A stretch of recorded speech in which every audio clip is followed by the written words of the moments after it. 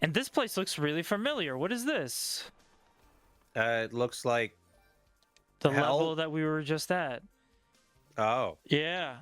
Yeah. So these mirrors, now that we have the rod ability that we picked off of Epona, these mirrors, we can freely walk through them and it'll teleport us to another mirror in this location. But if you pick the wrong mirror, like we just did, it actually takes you back out of this whole area. Oh god, so it's a maze. It's a maze, basically. But I will tell you, it's not terrible. From what I remember, I haven't played this in years, but from what I remember, this is not like a really hard section. Also, we got a little bit of ice physics, I think. No. No, I mean that's fine. I'm okay with mazes and puzzles. In that fan game I created back in high school, I did my best to like slow down the gameplay by adding puzzles and whatnot.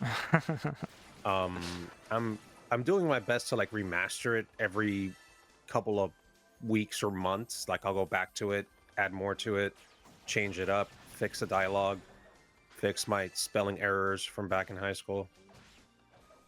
So I can respect that. Yeah, I mean, this also kind of serves a good purpose too. Like we mentioned on the last time we did a Ys Origin playthrough episode, is that this game is very grindy. So if you're constantly going back and forth between the same areas, you're gonna end up grinding quite a bit, and that in the long run helps you out too. So, I think it's a nice way of restructuring the levels, and because time and time again I've made this point, Ys Origin is good because it's very linear. I like how linear this game is. If we weren't frothing at the mouth content creators that just want to get through every playthrough the second that we start it, we could actually enjoy the fact that it's a very easy game to get through. If you sit down and you play it like 2 or 3 times per week and you memorize where you are, it's actually very straightforward to get through.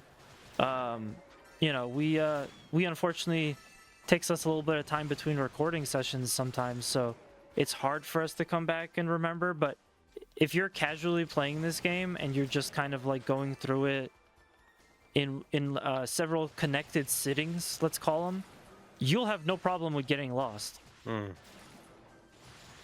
Which wasn't always the case for the older games in this series. Not at all. It's rough, especially because again, it's an action RPG. You gotta have prior knowledge in order to like continue. And we're running into issues similar to that in the Digimon Cyber Sleuth Hacker's Memory playthrough. Like Bio and I will come back and we're like, what do we do? That's what it's like, unfortunately when we started they're both JRPGs basically, but when we start like a long drawn out game like this, like Digimon, I guess even to some extent like River City Girls, even though it wasn't that long, when we start like a longer playthrough, it's just not very good if we don't consistently play it. So yeah, that's why I picked Cuphead next. This Cuphead is going to be shorter. It's going to be difficult, but it should be a lot shorter of a playthrough because, I mean, it's only like 3 areas, It's more of an arcade game. That too. From now on, when we do a playthrough, we absolutely have to go back and look at howlongtobeat.com to see around average how long we can expect to play one of these games. Yeah. Yeah. I don't know how else to say it. It can be a pain in the ass. I mean, obviously games I would love to play. I don't even know if I should even mention them. What do you think, Mash? That's up to you. That's up to you. I mean, obviously I would love for us to go through the rest of the Jack games. Yeah. So Jack 2, but because they're essentially remastering their PS2 collection, Sony. I kind of want to wait and see if at some point this year they release an updated emulated Jack 2 like they did with Sly 1 and 2 and 3. So I want to see if they pull that off first, because they did it for Jack 1. And it plays and looks great. Well, think about it this way. It might be worth waiting, because even if we start a playthrough of something else, as long as it's not too long, you know, we might be able to get through that, and then who knows, by the time it comes out, maybe there'll be some update on that. No, that's exactly what I was thinking. And you had mentioned another game that we should probably play through, and that was Gravity Rush. Yeah.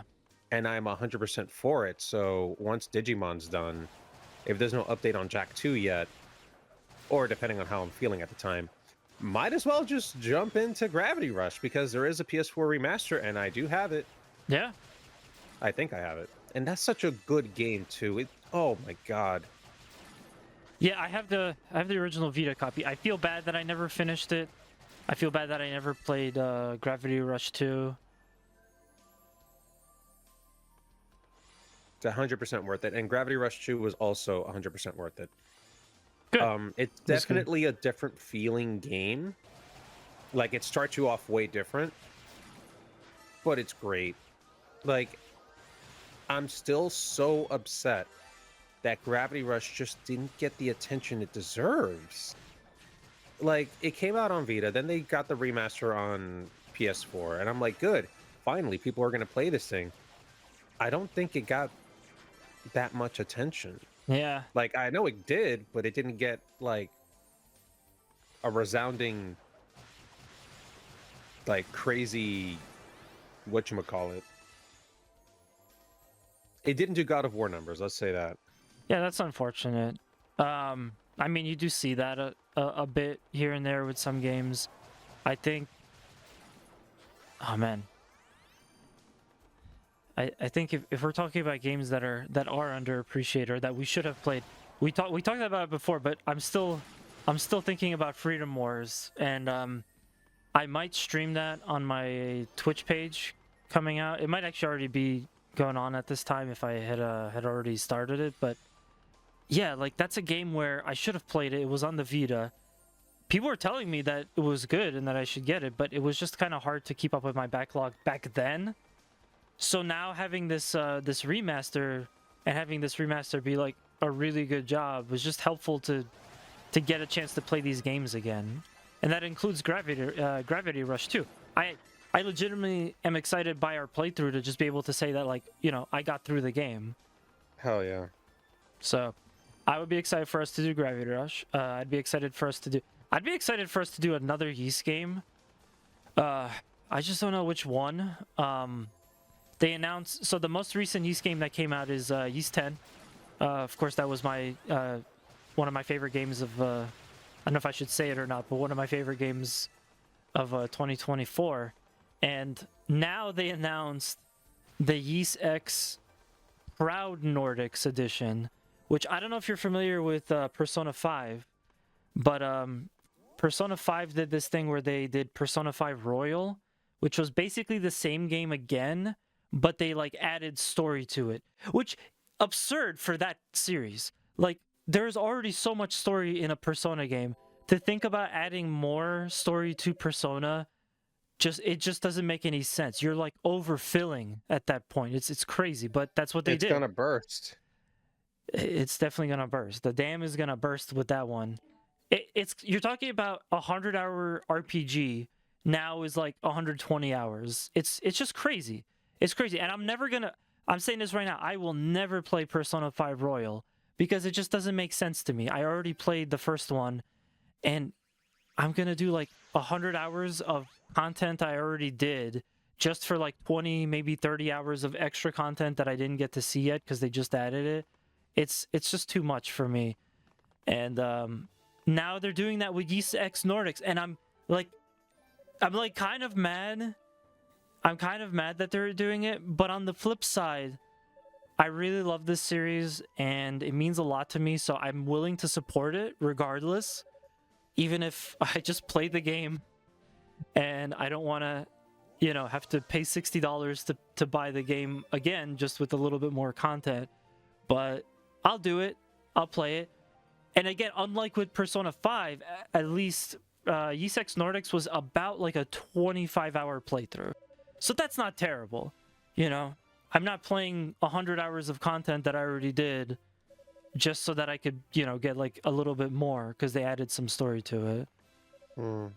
So Honestly, I'm starting to think like, man, dude, just wait like 3 months. Wait 3 months after like a game releases to see if they start saying, "Hey, we're actually releasing this now." yeah, but this was something that Falcom never did before, as far as I knew. Whenever they would re-release an old game, it would be like it's a remaster or remake from like a long time ago. This is the first time, from what I know, that they've ever given one of their games that just came out the royal treatment. So I had no way of knowing. This was like an announcement completely out of left field. When I saw it, I immediately thought, oh, so this is just DLC, right? But from what they said, Proud Nordics is supposed to be, it's supposed to actually kind of change some things about the game too. So I am like, I'm honestly like stunned by this move. It also comes on the back of another announcement that one of their other series they're going to kind of put on hiatus. It's called the Trials in the Sky series. I'm not sure if you've heard of it, but it's another JRPG series, and I think that one is a little bit more niche than Ys. And they also have like several versions of several installments for that series. But they just announced that they were kind of going to put that on like a not really like a hiatus, but they weren't really going to do it anything with that series for a little while. So, you know, I'm hoping that Falcom isn't trying to like massive downsize, because I don't like it when game companies do that. It would be a travesty if they do that. Yeah. Don't do that. Developers are necessary. And speaking of travesty, holy shit, it looks like we just got betrayed. Roy, you wouldn't.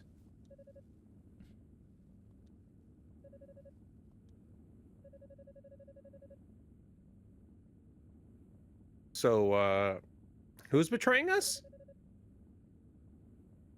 Oh, never mind. Tisk, naughty little boy. All right, who the fuck is this woman? So Unica got trapped, and Roy is trying to help her out of this magic curse, but it looks like we have a visitor. Oof. And I really like the portraits from the old Ys games too. If you guys get, which we already showed it off on the channel, and I still have yet to play it. It's a game from this year, but if you guys have a copy of the Ys Felghana remake, that's a game that... So there was Ys 3 on the Genesis, I believe, that era. Then they gave us Ys Felghana, which was like kind of a remake, but like in a different direction, retelling the story, but like with a newer, more modern, like quality of life changes and all that stuff.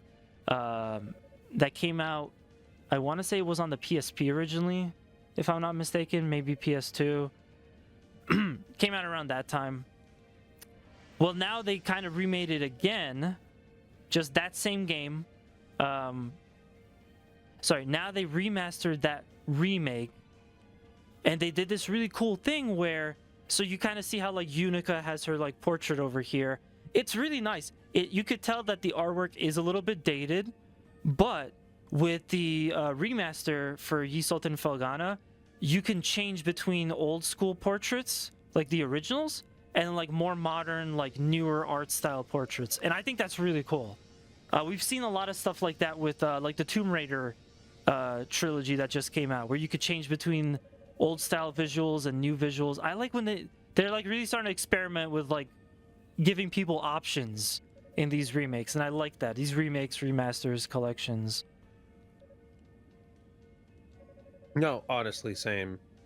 God damn it. I'm trying to... I mean, obviously the Crash 1 through 3 collection and the Spyro 1 through 3 collection, those are highlights for me. I mean, they were PS1 games when they first came out, so going from pixel blockiness to smooth and beautiful. Oh my god. Yeah. Yeah. But what I'm saying though is like giving you like extra features is making it worth it, because I think by and large the gaming audience is kind of getting a little bit tired of remakes and remasters and stuff. So it feels to me like now developers are trying to like really make sure that you're getting your money's worth, because it's not just enough to just remake or remaster a game. Giving you kind of these interesting options justifies its existence, you know?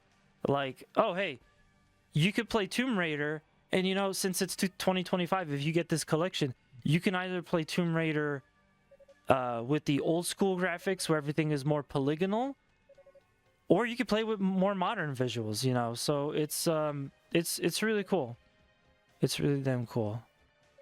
Oh my god, Unica is upset. Girl, Yeah. use that energy. She cared about Roy. Roy was her best friend. You teach this Zaza something.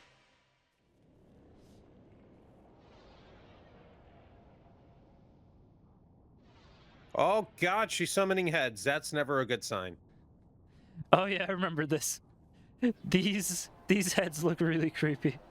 But Oh god, that's the stuff of nightmares. I think I should be okay. I mean, we just did a boss fight that we breezed through because I was highly leveled.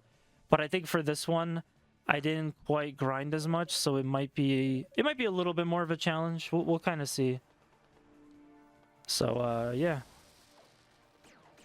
But yeah, I will play. Again, I was even kind of thinking about that. Like, if that could be a playthrough for us, the Olten Felghana remaster that I got. Because, honestly, it's, I think that game is short too, so it shouldn't be that long. The only thing is that I got it for the Switch. So, maybe in the future we could rebuy it, or I could rebuy it for, PlayStation, potentially. And we could do that. But we'll see. I think Falcom is still having a bunch of projects pertaining to the Ys series, at least, because in addition to that, later this year we're supposed to get the same treatment but for Ys Memories of Calcutta, which that game is a little bit more modern because it originally came out on the Vita. There's also remasters. They also remastered it, I believe, like up-resed it, remastered it. So it's getting the memoir treatment, which will probably also give us like updated visuals, like a new art style or something, possibly. But yeah, that's one I would urge people to look out for, because it's actually the game that got me into this series. Yeah, for sure. One of what would be cool for this as well, Yeah. if we got some damn it, merchandise. We got some merchandise for this series. Oh, there's plenty. There's a Falcom website that you could go to. It's gonna come with an import fee, because you know, you're getting it straight from Japan. But I've bought from them before. I have a couple of CDs, because of course the soundtrack in the series is great. So I have a couple of their CDs. If you watched any of our episodes, on occasion you'll see I have a Ys shirt, especially if we do a video about Ys on camera.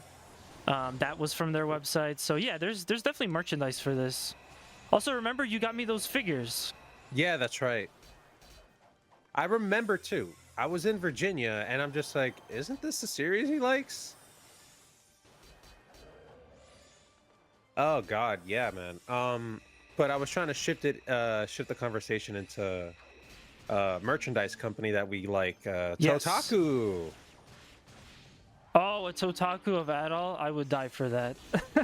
Yeah, honestly, I would that absolutely would die actually for be that. good. That would actually be good. So during last episode and this episode, I was looking around my room and I noticed, you know, I have some unopened Totaku figures.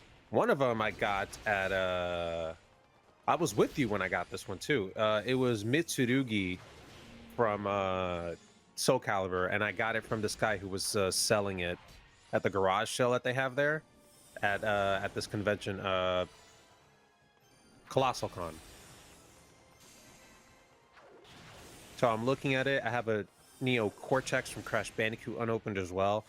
And I'm positive I also have Sackboy somewhere here. And I'm just like, man, I would not mind opening these up. I just don't have room to put them anywhere. So then that got me looking through eBay. And I'm still finding these figures for like 40 and under. And I'm like, doesn't sound horrible, but I don't want to pay 40. And then that got me thinking, does Totaku still exist?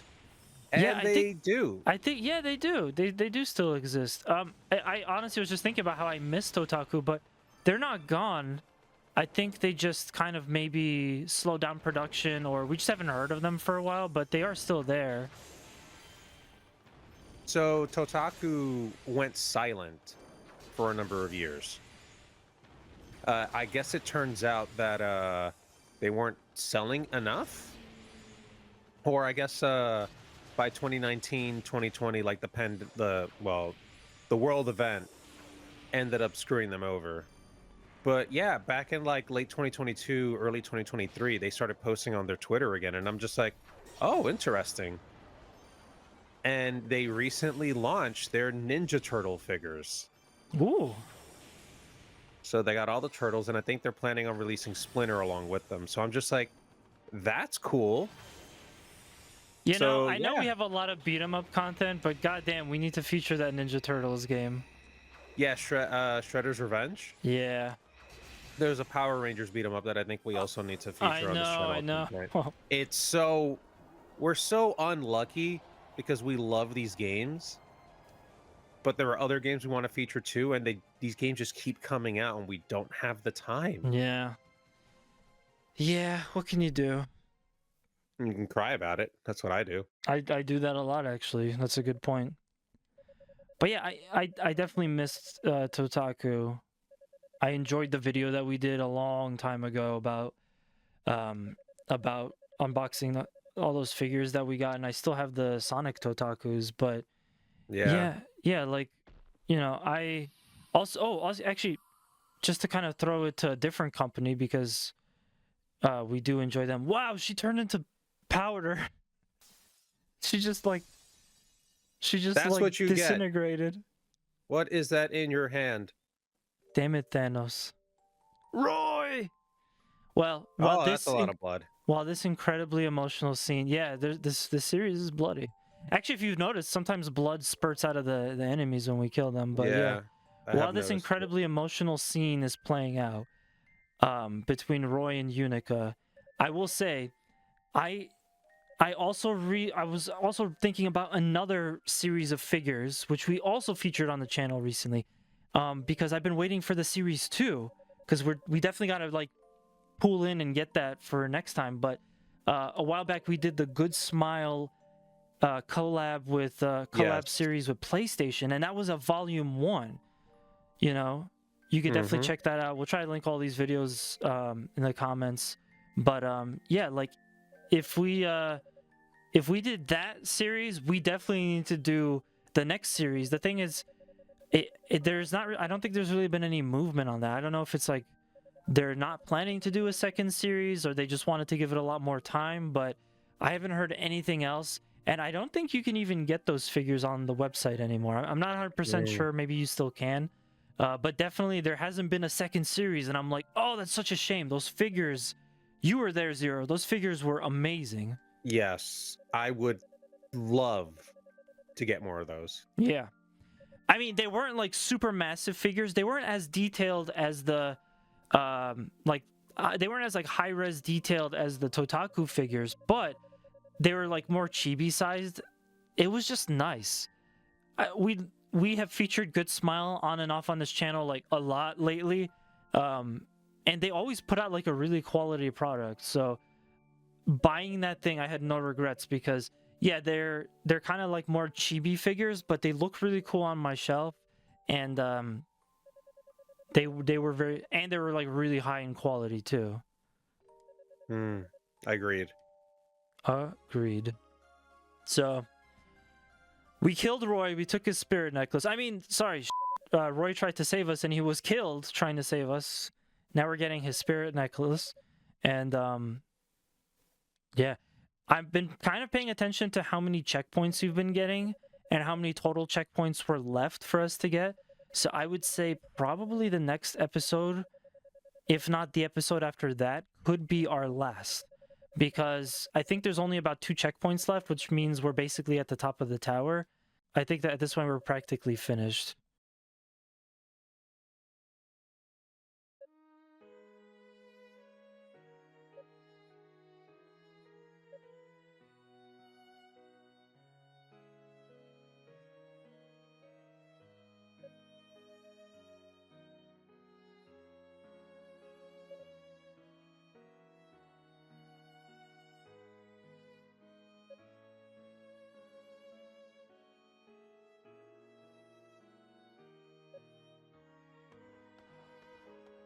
Probably not too late. You can use healing magic.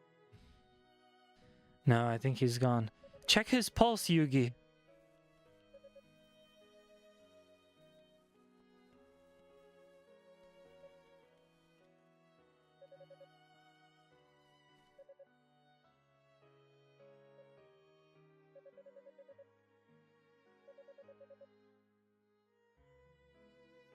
I mean, Zero, just look at the amount of blood that he lost. I think even a magician would have a hard time healing them after something like that. Even Goku couldn't survive all that blood loss. Well, let's not joke around here. In the Dragon Ball universe, dying is just timeout. That's true.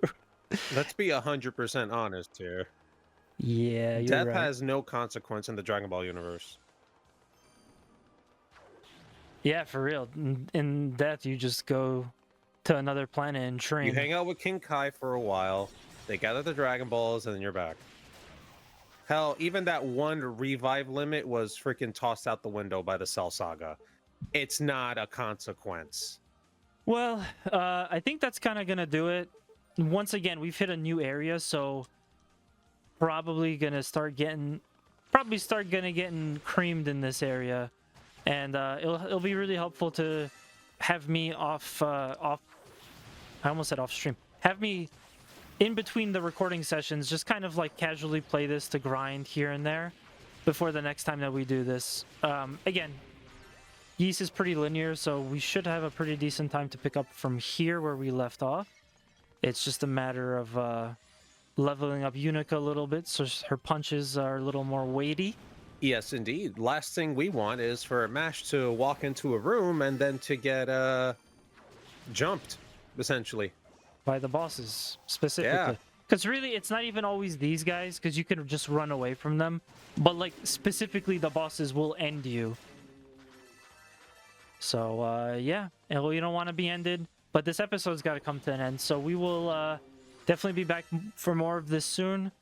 Probably going to get really close to the finale of this playthrough. So be sure to hit that subscribe button and come back for more. We want to see you here.